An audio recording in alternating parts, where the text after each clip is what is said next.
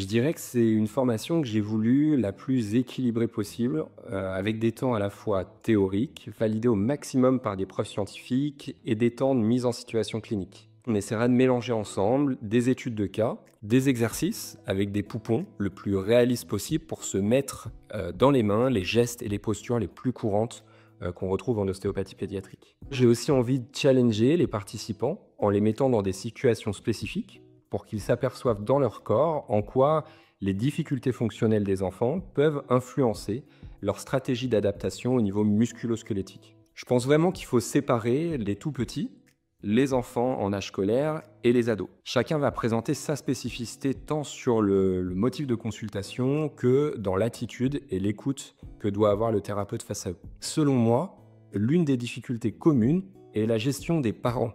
Pendant la consultation, on parle dans ce cas souvent d'une relation triadique. L'ostéo doit être autant attentif aux réactions de son patient que celles des parents accompagnants. Sur ces 3 jours, je ne vais pas pouvoir faire ressortir une technique magique malheureusement, mais il est clair que ce type de consultation pédiatrique demande une capacité d'adaptabilité de la part de l'ostéopathe et je crois que s'il y avait une stratégie qu'on devait privilégier, ce serait que l'enfant et les parents repartent avec un sentiment d'auto-efficacité sur le symptôme qui les font consulter. Ils doivent comprendre que la consultation se continue bien après la séance et qu'ils doivent être acteurs de leur amélioration. C'est tout particulièrement le cas dans le cadre des nourrissons. Je le pense vraiment. Nous parlerons principalement de clinique. J'ai inséré pas mal de vidéos pour pouvoir illustrer mon propos et je crois que ça permettra vraiment de mettre du sens dans ce qui est transmis pendant ces 3 jours pour qu'on puisse plus facilement échanger avec le groupe sur leur retour clinique et mon expérience. D'ailleurs, je dirais qu'un des objectifs principaux pour cette formation,